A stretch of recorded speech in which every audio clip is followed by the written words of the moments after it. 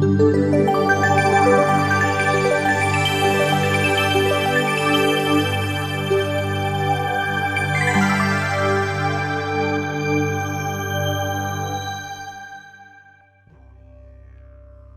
you new to the topic of Planet X and feeling overwhelmed and somewhat unnerved?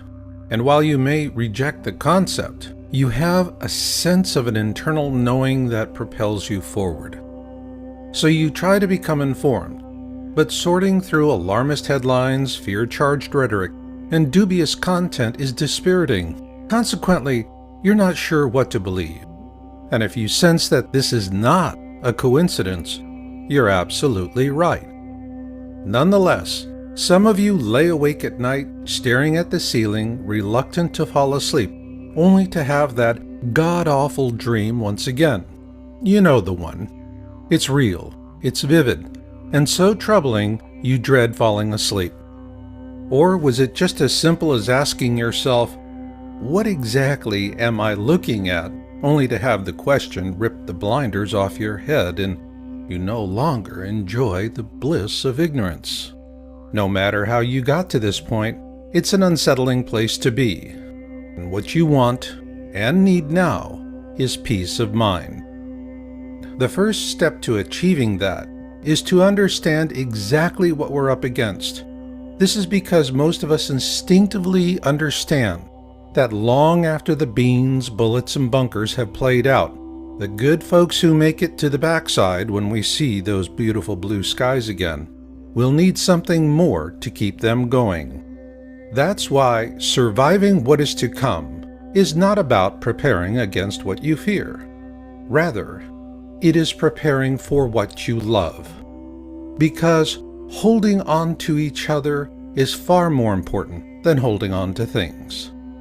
To help you prepare for what you love, this program gives you the who, what, when, where, why, and how about Planet X. The goal here is to help you gain confidence in your own ability to get a good beat on things. So let's take a look ahead at what you'll see in this program.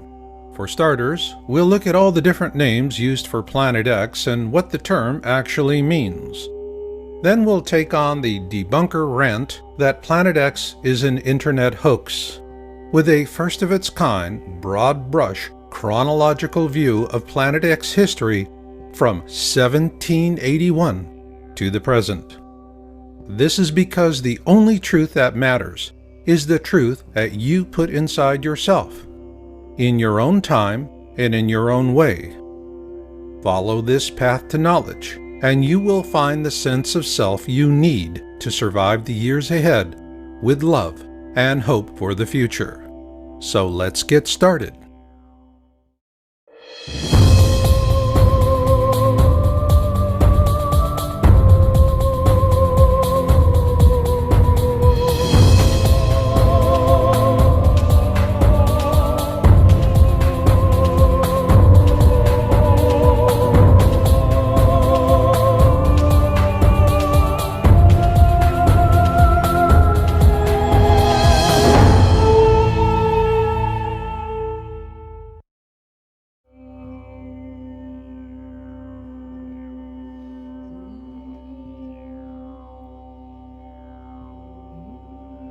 The term Planet X was coined by the American astronomer Percival Lowell sometime between 1905 and 1908.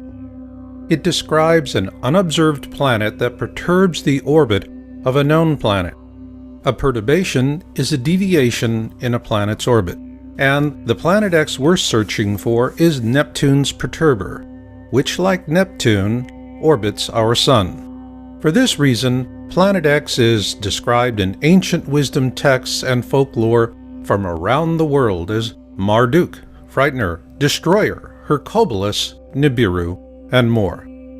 So is Planet X really nothing more than an internet hoax perpetrated by panic-for-profit fearmongers as debunkers claim? Or is there more to it than that? There is. And it begins in 18th century Europe.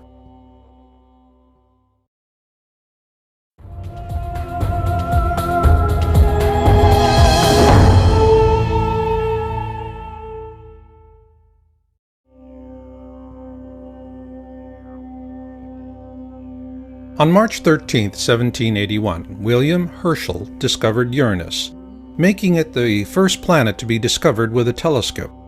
Following his discovery, European astronomers turned their attention on Uranus and observed perturbations in its orbit.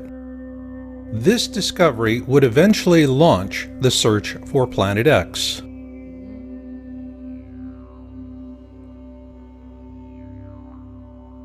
If one were to choose the father of Planet X research, it would have to be Alexis Bouvard, a French astronomer who observed the perturbations in the orbit of Uranus and attributed them to the existence of an unknown planet, the first Planet X. Unfortunately, Bouvard died before the coordinates for Neptune could be mathematically determined by French mathematician Urbain Le Verrier and British mathematician John Couch Adams, using Bouvard's observations. Verrier gets the official credit because he relayed those coordinates to astronomer John Gall of the Berlin Observatory, and 5 days later, Neptune was observed by Gall on September 23, 1846. This made Neptune the first planet to be discovered by a mathematical prediction.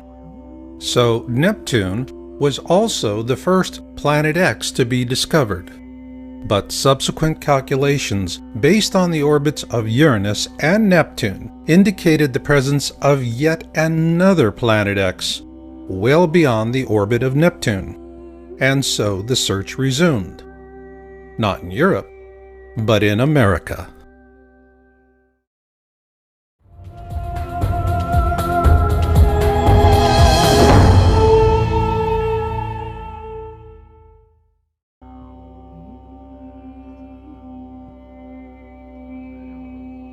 The Lowell Observatory was established in 1894 in Flagstaff, Arizona, by Percival Lawrence Lowell, an independent businessman, mathematician, and astronomer. One reason Lowell founded the observatory was to study the planet Mars and its canals. The other was the search for other objects of interest in our solar system, most particularly Neptune's perturber, Planet X. A fact that revisionist historians downplay or paint over. Yet it was Lowell's intention to find the mysterious Planet X that led to the discovery of Pluto.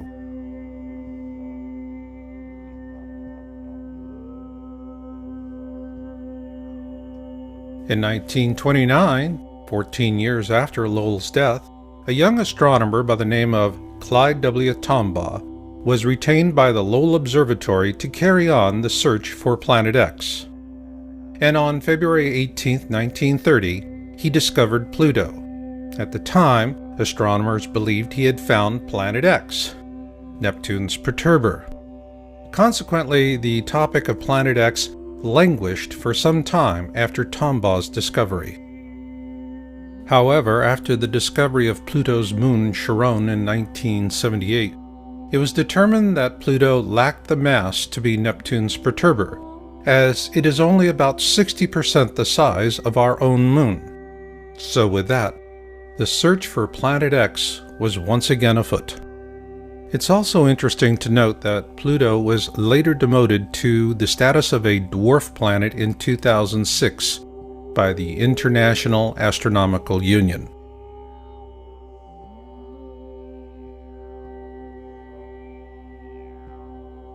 In 1950, Emanuel Velikovsky published Worlds in Collision, and he was viciously attacked by mainstream science, even though he corresponded frequently with Albert Einstein.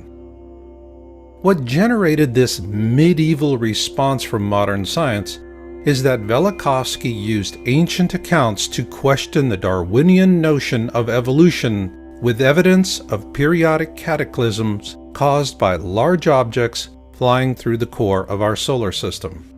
Despite ruthless suppression, Velikovsky's work reawakened an open discussion of Planet X, and following that, a steady trickle of interest emerged, both in mainstream science and the media.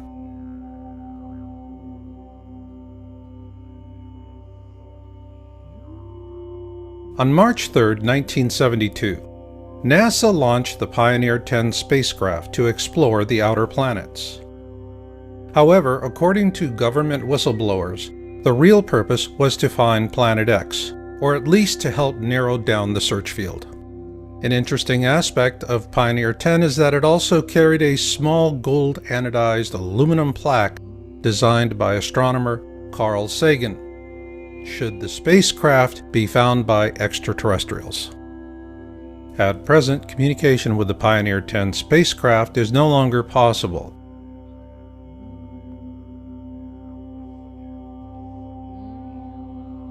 Following the launch of Pioneer 10, the topic of Planet X would have languished again had it not been for Zecharia Sitchin, the author of The 12th Planet, which was first published in 1976. According to his translations of ancient Sumerian texts, a race of beings living on a planet called Nibiru bioengineered early hominids on Earth to turn them into slaves for the purpose of mining gold. Called the Anunnaki, these beings lived on a planet the Sumerians called Nibiru, what we call Planet X today, and the Sumerian accounts tell us that it orbits our Sun every 3,600 years, and flies through the core of our system, often causing great cataclysms on Earth. Sitchin's translations and theories are corroborated by an ancient wisdom text called the Kolbrin Bible. And according to Planet X historian Greg Jenner in his book Planet X and the Kolbrin Bible Connection, previous flybys of this mysterious object caused the sinking of Atlantis, the deluge, and the 10 plagues of Exodus.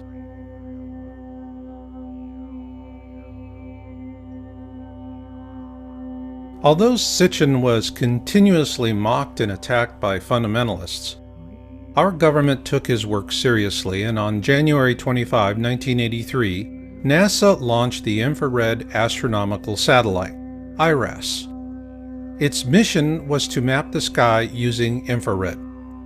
According to NASA, IRAS was unable to complete its mission due to a failure in its supercooling system, and much of the data collected from the probe was classified and has never been disclosed. Several government whistleblowers say that this was a cover-up because NASA shut down IRAS after it imaged Planet X. Their accounts parallel an article published by the New York Times on January 30, 1983, shortly after the IRAS launch. Evidence assembled in recent years has led several groups of astronomers to renew the search for the 10th planet. They are devoting more time to visual observations with the 200-inch telescope at Mount Palomar in California. They are tracking 2 Pioneer spacecraft, now approaching the orbit of distant Pluto, to see if variations in their trajectories provide clues to the source of the mysterious force. And they are hoping that a satellite-borne telescope launched last week will detect heat signatures from the planet, or whatever it is out there. It is important to note that the term Planet X was also used to refer to a 10th planet. However, after Pluto was demoted to a dwarf planet in 2006, that definition became irrelevant. But what is relevant is what IRAS imaged and the consequences of those observations.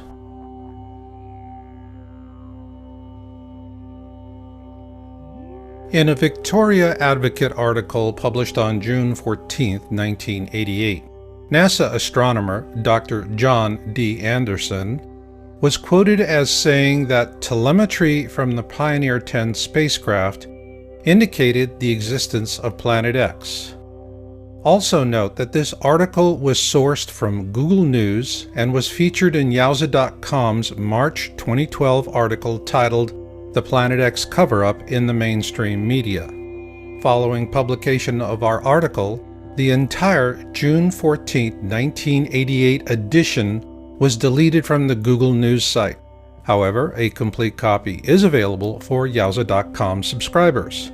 But what is relevant here is that Anderson is a NASA astronomer with one heck of a resume, and what he said in that 1988 news article was powerful.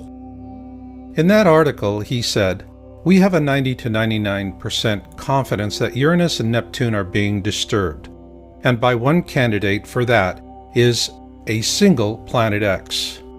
At that point, our government became more interested in keeping public attention focused much closer to home. After all, if you can't see it, it's not there, so go back to sleep, America. Nothing to see here. However, a few curious minds had other notions. On October 1988, Dr. Robert S. Harrington, the chief astronomer for the U.S. Naval Observatory, published his paper, "The Location of Planet X," in the Astronomical Journal. In an August 30th, 1990 television interview with Zecharia Sitchin, Harrington also said that Pluto had been a satellite of Neptune, but it was dislodged by Planet X, which he believed could possibly sustain some form of life. He also showed Sitchin a diagram he had created approximating the location of Planet X. Following that interview, Harrington commissioned the construction of a special telescope for a Planet X photographic sky survey in 1991, which was completed at the Black Birch Observatory in New Zealand. The New Zealand observations were performed using Harrington's calculations, and the results were sent to NASA. However, those films vanished and have never been seen again, which leaves us with a big question. Did Harrington actually find Planet X, Neptune's perturber?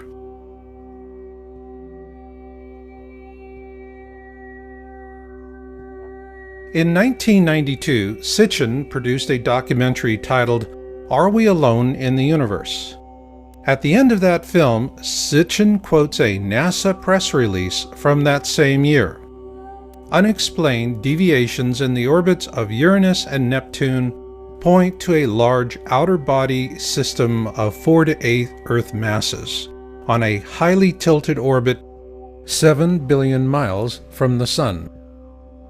This NASA press release suggests that Harrington did find Planet X in 1991, but the truth will never be known, because before he could publish his findings, Harrington died from a rapid onset of esophageal cancer on January 23, 1993.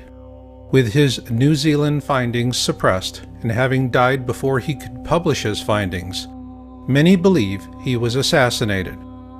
One of the reasons given by those who subscribe to the theory of an assassination was an obituary by Charles E. Worley of the U.S. Naval Observatory. Worley wrote an obituary about Harrington that states, "Late in his career, Bob seemed quite skeptical of such an object, however."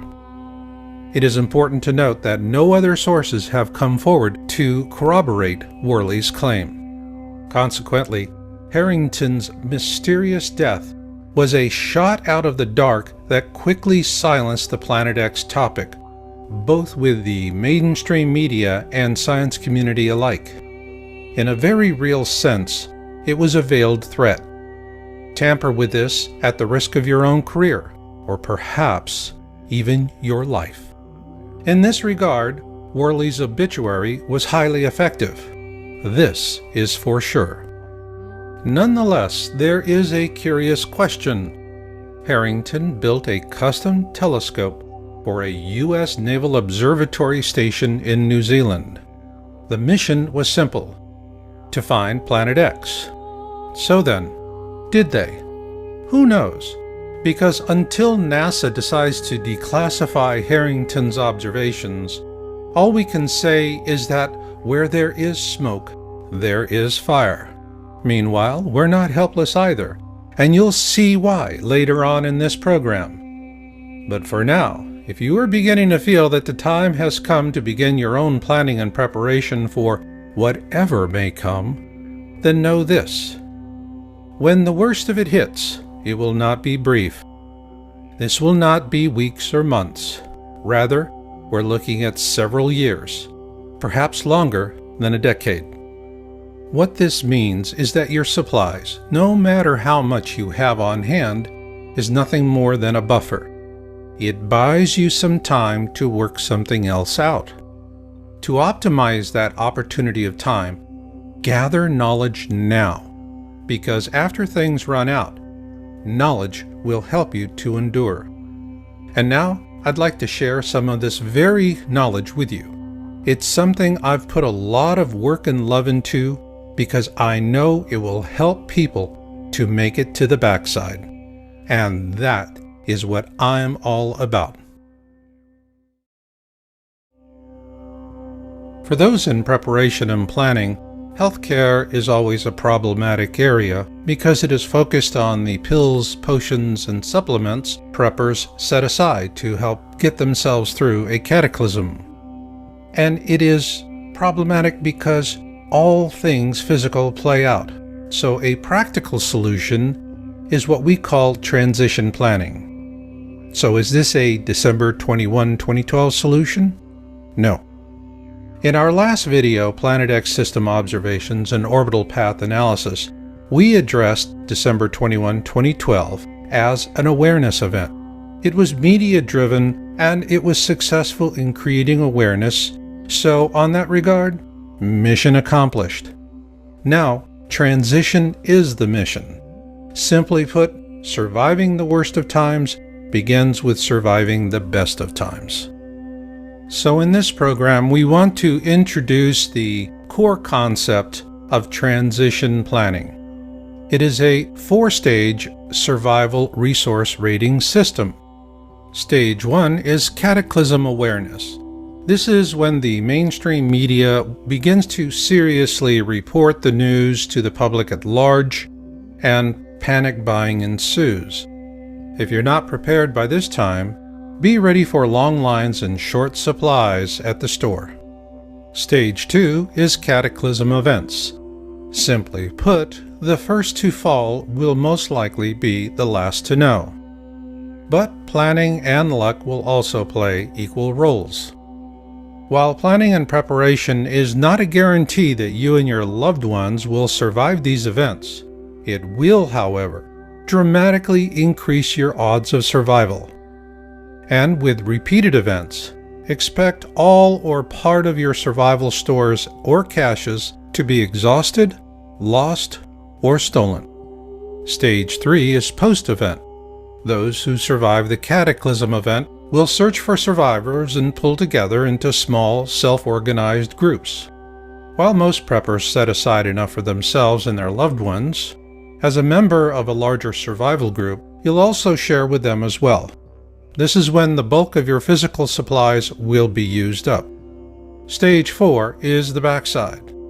This will be the time years into the future when those who survive all the worst that man and nature can throw at them live to see blue skies once again. By this time, all medical supplies will have long been exhausted, and what you'll have is knowledge. Of paramount importance will be the kind of knowledge that helps you with survival wellness and developing sustainable ways of growing food and medicinal herbs. This brings us to the simple metric of our transition planning system. It's a rating system. You rate your resources, physical and knowledge, in terms of how far they'll get you through the process. Here are a few examples. The internet is a fabulous Stage 1 resource, but it likely will not go much further than that. A fire extinguisher is a handy Stage 2 resource. Have one on hand.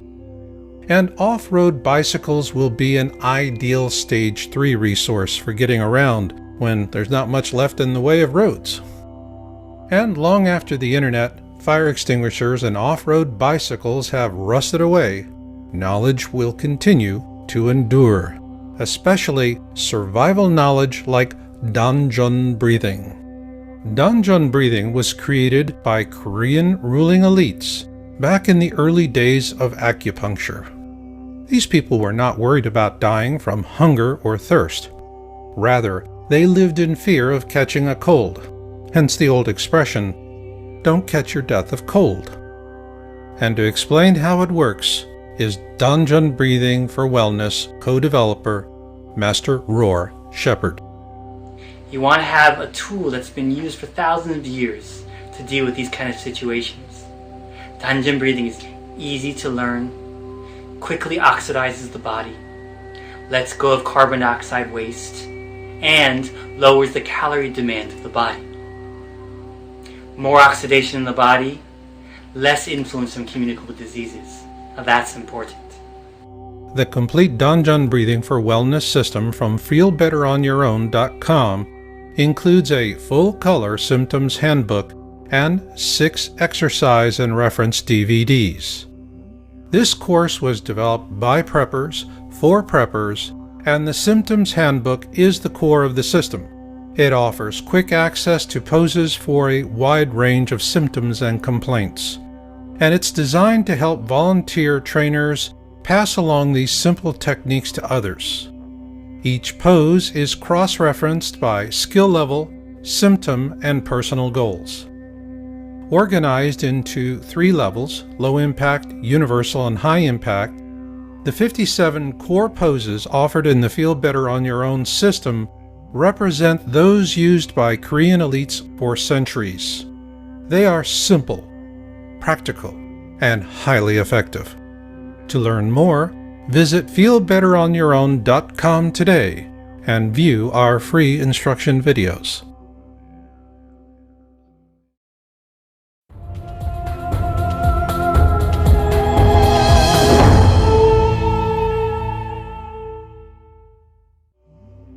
Imagine that you knew about the stock market crash of 1929 well in advance of the common man. Obviously, you could use such advanced knowledge to reap windfall profits from the misery. That is, assuming you were to keep the knowledge a secret. So, to what lengths would you go to keep future victims in the dark so that you could achieve the full measure of your own self-interested goals? Likewise, would you expect elites to rise above their own compulsions for power and wealth for moral or ethical purposes to inform the public at large, even if you are not so inclined? The point here is that for the elites, the topic of Planet X has always been about the leverage of deception, because of something I call Titanic rules. First class gets the boats, and steerage goes down with the ship. We're steerage, and the best we can do is to muster an occasional glimpse through a foggy porthole before the elites close it. Yes, it's unfair, but it has always been that way, and each day you spend agonizing over this is one less day you're focused on what really matters: your survival and that of those for whom you love and care. Keep this in mind as we present excerpts from observation reports. On April 24, 2006, Yowza.com broke the story on the South Pole Telescope, SPT, in Antarctica. The stated mission for the SPT really doesn't make a lot of sense because the same science could be done somewhere else at a fraction of the cost. So why build an expensive and sophisticated infrared telescope in such an inhospitable and inaccessible location as the Amundsen Scott South Pole Station in Antarctica? The answer is simple. This infrared 10-meter dish is the perfect instrument for observing an object rising up through the southern skies in infrared. And once they turned it on in January 2007, that's exactly what happened. A year after the SPT went online, the first of 3 highly credible disclosure videos were published on YouTube. The first, posted by Nibiru Shock 2012, was titled Nibiru Planet X Photos Taken January 2008. It was the first time the public had an opportunity to see an image of Planet X in deep space. And here you see a capture from the video, and the same capture again, but enhanced. In it, we see not just one object, but several. This is when we first learned that Planet X is actually a mini constellation of planets and moons orbiting a small brown dwarf star that is the binary twin to our own Sun. Those of you who were in high school and college during the 1970s may remember this second sun as Nemesis, the designation used by professional astronomers of the day to discuss the possibility that we live in a binary star system. Also, just as Sitchin and Harrington predicted, it would be rising up from the southern skies. But we wondered, could lightning strike twice with another disclosure video? On March 3, 2008, Nibiru Shak posted his second video titled Nibiru Planet X Update February 1, 2008. What do you know, lightning did strike twice. And in that video we're told that Nibiru is now inside the Kuiper Belt, well beyond the orbit of Pluto. In this video, he tells us it is entering our system at an extremely shallow angle. This is consistent with our most current findings. In this second video, Nibiru Shak 2012 gave us a brilliant series of images that clearly show Planet X is a rather substantial mini-constellation of planets and moons, orbiting a brown dwarf star that is in turn orbiting our own Sun. Consequently, it does not look or move like anything humans have seen in over 3,600 years. He also told us that governments are afraid of a panic. Perhaps. But then again, remember Titanic rules. First class gets the boats, and steerage goes down with the ship. We're steerage. Why do we say this? Because after these two videos were posted, the Nibiru Shak 2012 channel was hijacked by disinformationalists, and the first two videos were labeled a hoax, and the channel was also corrupted. Having investigated the first two Nibiru Shak 2012 videos at length, we published our findings on April 6, 2008 in an article titled First Two Planet X SPT Leaked Image Videos by Nibiru Shak 2012, now seen as highly credible. The reason we drew this conclusion was that these were very impressive disclosures, but the manner in which the channel was attacked showed clear evidence of a well-organized and well-funded use of disinformation tradecraft. Following publication of our report, Yowza.com came under heavy attack. Our site was hacked, and a slander campaign was leveled against us with brutal vitriol. In the process of defending ourselves, we filed DMCA complaints with YouTube, and to their credit, Google removed over 13 different attack videos and terminated 4 disinformation channel accounts. Then on May 29, 2008, we published an update article titled Planet X Nibiru SPT Disclosures May 2008 Report. In it, we presented our analysis of a third SPT disclosure video by a different YouTuber going by the name of DNIR4808N. This YouTuber described how a personal friend working at the SPT had sent him an image of the Planet X system captured by the SPT on May 14, 2008. In the video, DNIR4808N named his friend, and the government had the YouTube channel removed along with this video within a few hours after it was posted. Thanks to an anonymous tip, we were able to download the video before the channel disappeared.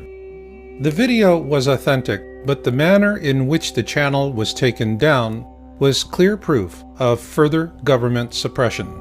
And when you compare the images in the DNIR4808N video with the Nibiru Shak 2012 videos, it's obvious that both are of the same object or series of objects, which also happen to be in the southern skies. At that point, the question for our team was simple. How did these 3 SPT disclosure videos compare with Dr. Harrington's paper, The Location of Planet X, published in October 1988, and with the illustration he showed Zecharia Sitchin in a 1990 television interview. Luckily for us, the answer came a few months later. Corroboration for Harrington's calculations finally came in 2008 with the last polar flyby of the Sun by the ESA-NASA Ulysses probe. Although NASA says that the spacecraft failed before critical data could be gathered in its last orbit around the southern hemisphere of our Sun, it nonetheless yielded valuable data, and we published that on October 13, 2008, with an article titled The ESA-NASA Ulysses Probe and Planet X Nibiru. The probe data is clear. The Sun's southern hemisphere is noticeably more active than its northern hemisphere.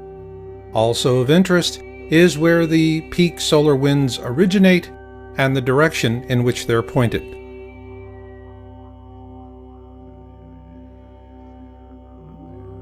Our team continued researching Harrington's paper and the many disclosure videos we'd seen. Finally, on September 7, 2010, we published our findings in an article with a video titled The Only 3 Authentic SPT Disclosure Videos of 2008. Simply put, the 3 videos we discussed in this program by Nibiru Shock 2012 and DNI R4808N are the real deal.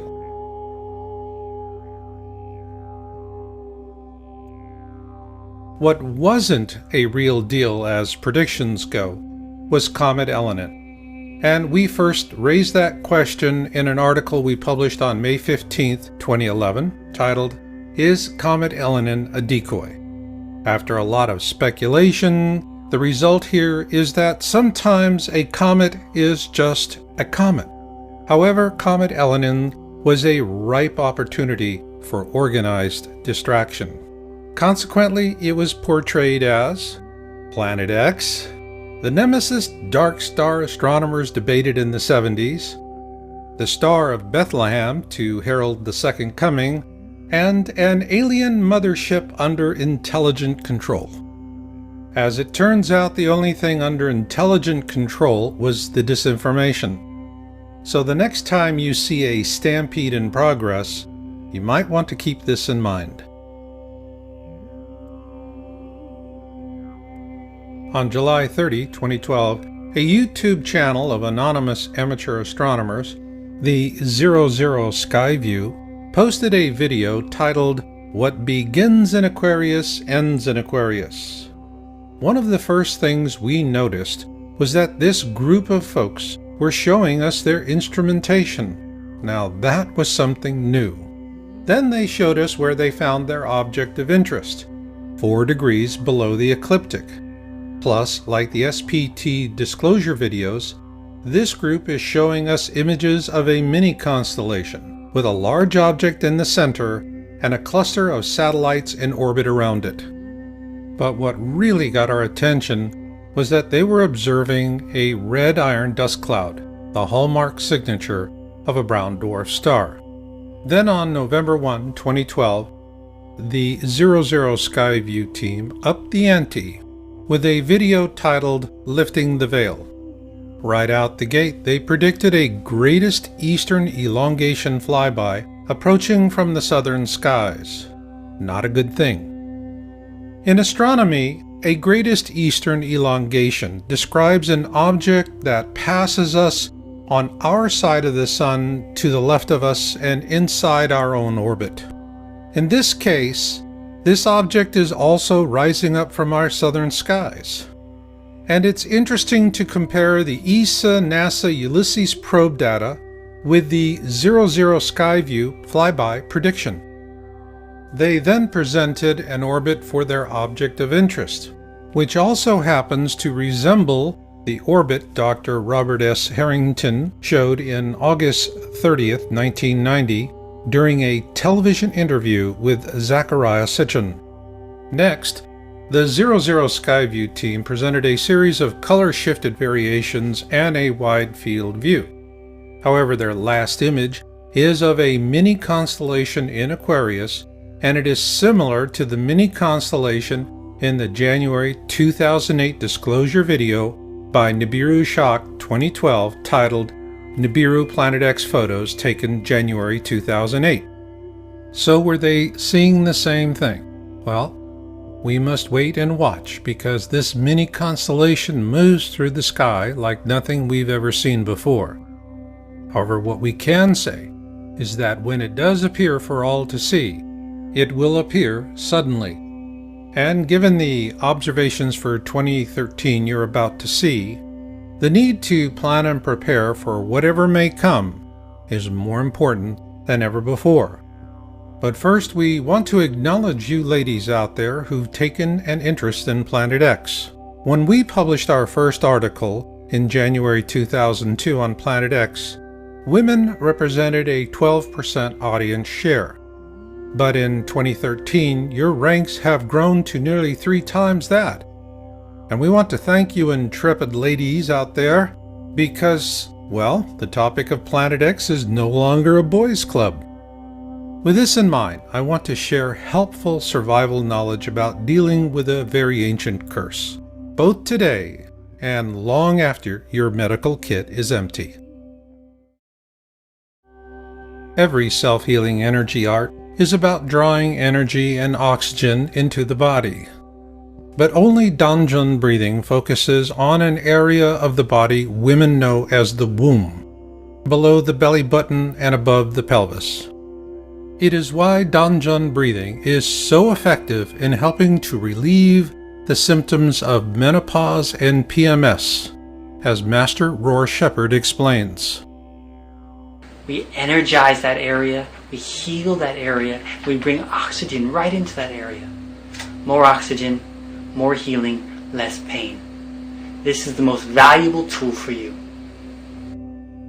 Ladies, when drugs and treatments are no longer available and the medical kits are empty, what can you do? You do what Korean women have done for thousands of years, because it works. Danjun breathing. Need relief today? The good news is, the sooner you start, the better. To learn more, visit feelbetteronyourown.com today and view our free instruction videos.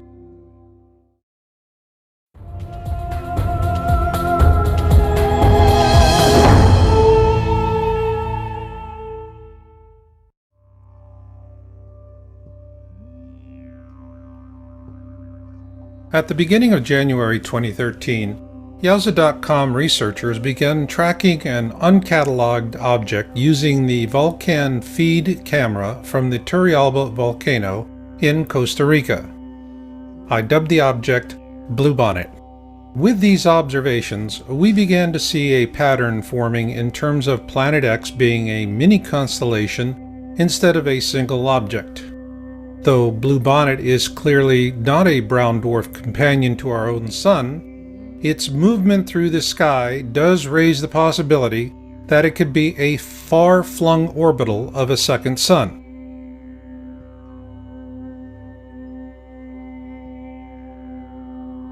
On February 11, 2013, we published our findings in a video titled Object of Interest as Seen from the Turrialba Volcano. In this frame, you see Bluebonnet above the Turrialba volcano and specification data for the Vulcan feed. Turrialba is 10 degrees north of the equator at approximately 11,000 feet, and the Vulcan camera was pointed to the southwest with a good view of the Pacific Ocean on a clear day. In that video, we explain the difference between the horizon as we see it here on Earth and represented by the red line. The green line you see cutting through the center of the Sun is the ecliptic. The ecliptic is the plane of our solar system, and all of the planets orbit the Sun within a few degrees of it. This is important to know when analyzing a newly revealed and disturbing prediction by Nostradamus. In October 2007, the History Channel aired The Lost Book of Nostradamus for the first time. In this video, 7 prophetic images paint a catastrophic end to life as we know it. According to this program, Nostradamus is showing us the constellation of Fucus because it will play a pivotal role in the flyby. This was interesting because the Vulcan feed image data also shows Bluebonnet transiting through or very near to the constellations Ophiuchus and Sagittarius in December of last year.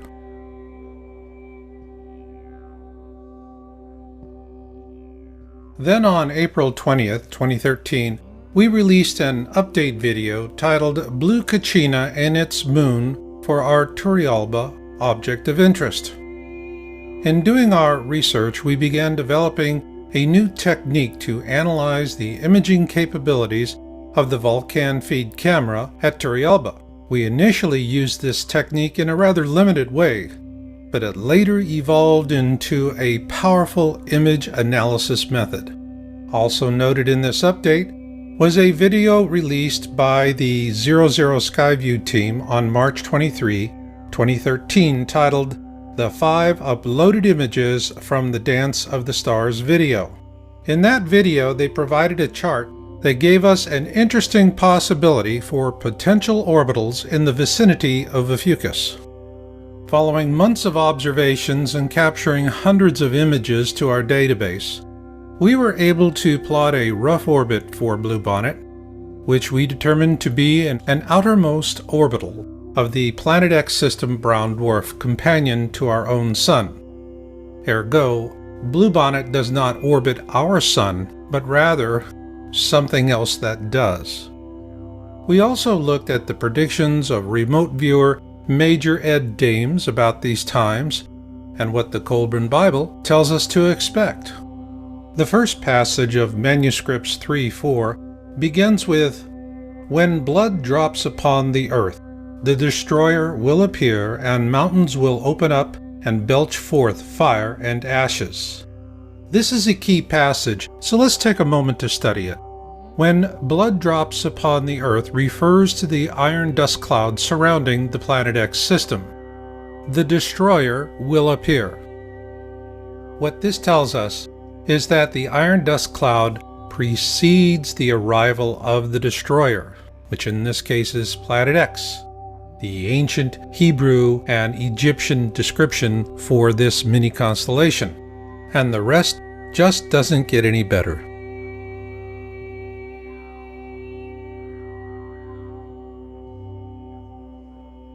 On July 8, 2013, the 00 Skyview team posted a new video titled Fire in the Sky Part 3.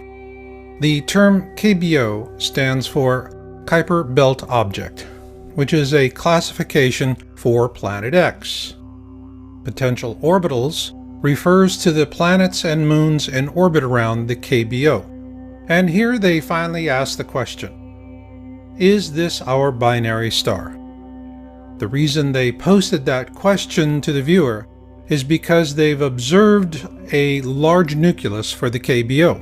But it was their second video on the 12th of that month titled A Cyclical Storm Brews that really got our attention. Near the end of the video, they announced that they followed our Turrialba volcano research and the object I dubbed Bluebonnet. We then get a warm attaboy from the good folks at the 00 Skyview. Thank you, fellas. Your kind words of support were greatly appreciated, and we certainly hope to see you on the backside. Because you corroborated our observations of Bluebonnet, we were able to take a big step forward. On July 28, 2013, we posted our video, Planet X System Observations and Orbital Analysis, with featured observer Jorge Arena. Early on, an old debunking attack that Bluebonnet is a reflection because it appears in front of the Sun was disproved with a series of Vulcan feed captures. The series clearly shows Bluebonnet slipping behind the clouds.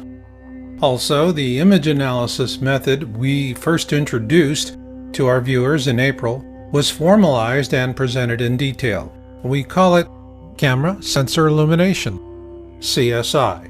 And we used it to compare two Bluebonnet captures from this year, one from January and the other from May. Our CSI analysis shows that Bluebonnet has been growing larger and brighter. Likewise, CSI was used to evaluate the observation images of Jorge Arena. He is an importer of Peruvian foods and herbals, and he's based in Ontario, Canada. On May 27, 2013, while flying over the Eastern Pacific, he imaged the brown dwarf at the core of the Planet X system. While it appears at the Sun's 11 o'clock position relative to Earth's horizon, the actual placement relative to the ecliptic is below the ecliptic and near the Sun's 8 o'clock position.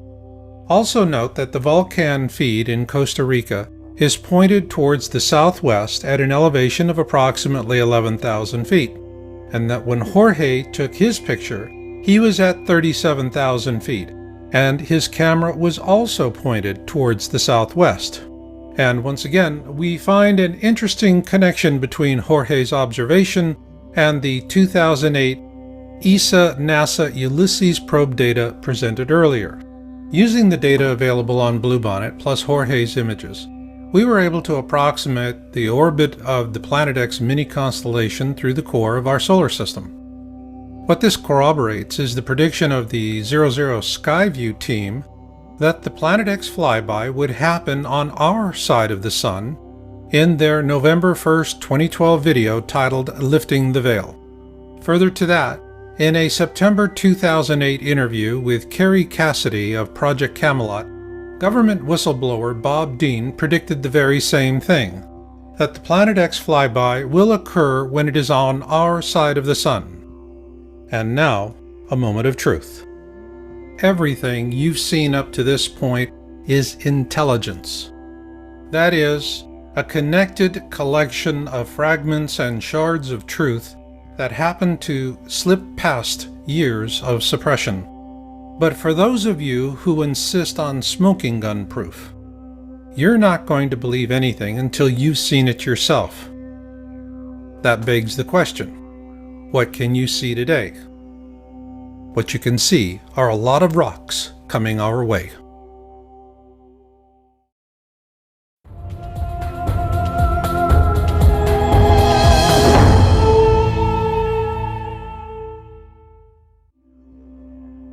The American Meteor Society was founded in 1911 for meteor observations. It is a reliable source for information about meteors and fireballs.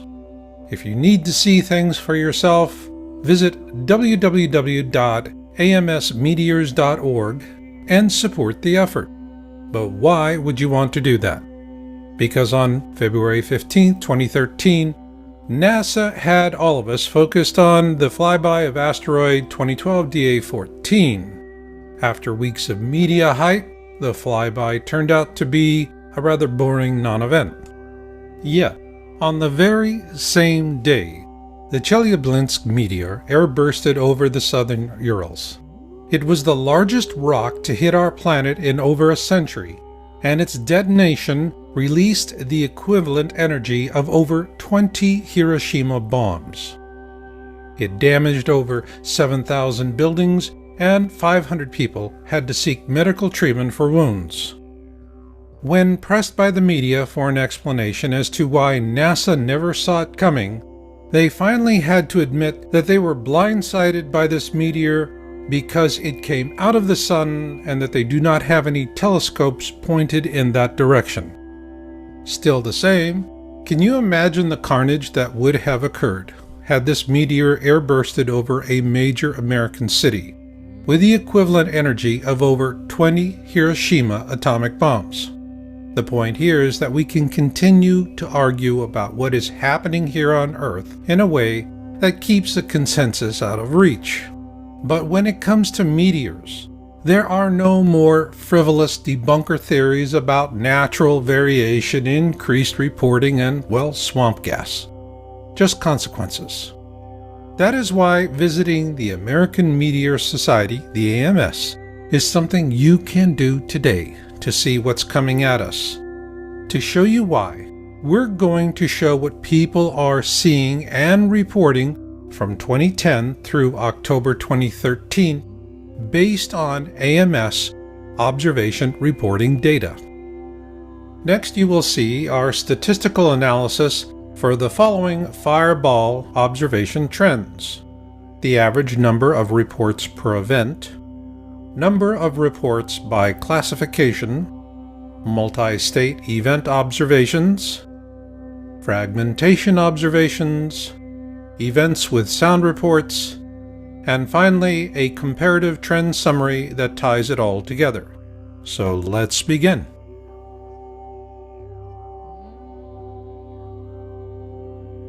This series of slides shows the overall growth in the average number of reports per event for all classifications from January 1, 2010 to October 13, 2013. Of note is that in 2013, we see for the very first time in the history of AMS 2 Fireball observations with over 1,000 reports each. So let's take a closer look at those reporting classifications.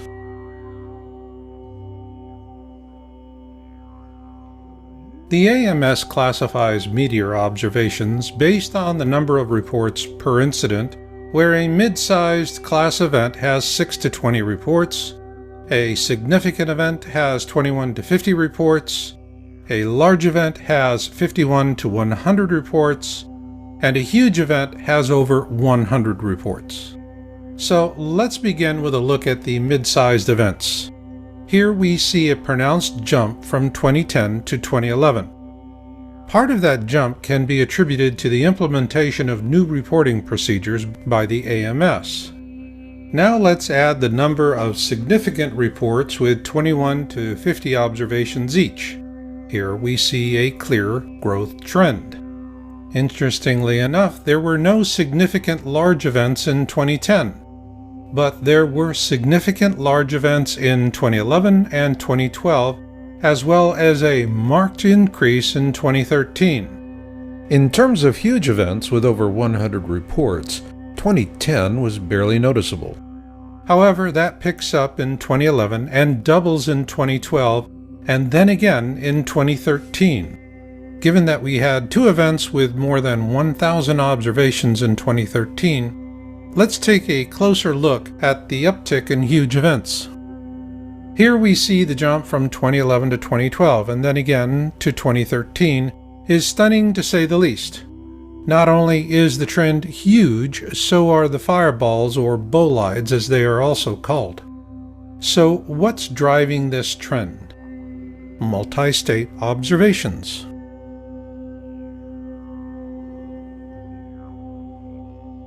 A multi-state event is where observations of the same fireball are reported in 2 or more states, and here we see a steady growth trend from 2010 to 2013. However, this underplays an even more profound change. Here we see a 15% increase from 2010 to 2013 in the number of reporting states by event. This clearly shows that these fireballs, or bolides if you will, are getting bigger. And another measure of this is fragmentation.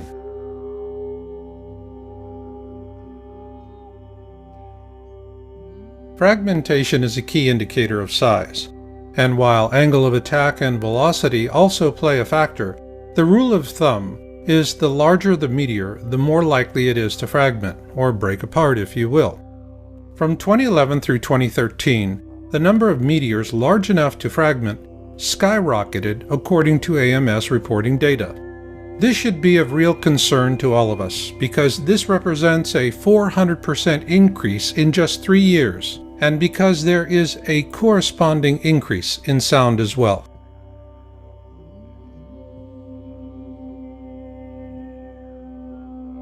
The AMS tracks 2 kinds of sounds: concurrent sounds heard during the flyby, and delayed sounds heard just afterwards. These charts are a combination of both, and the trend is clear. Sound follows with fragmentation. And what is really striking is that sound and fragmentation reports for 2010 through 2013 show nearly identical increases. So now let's summarize what we've seen so far by looking at the growth trend percentages from 2010 to 2013.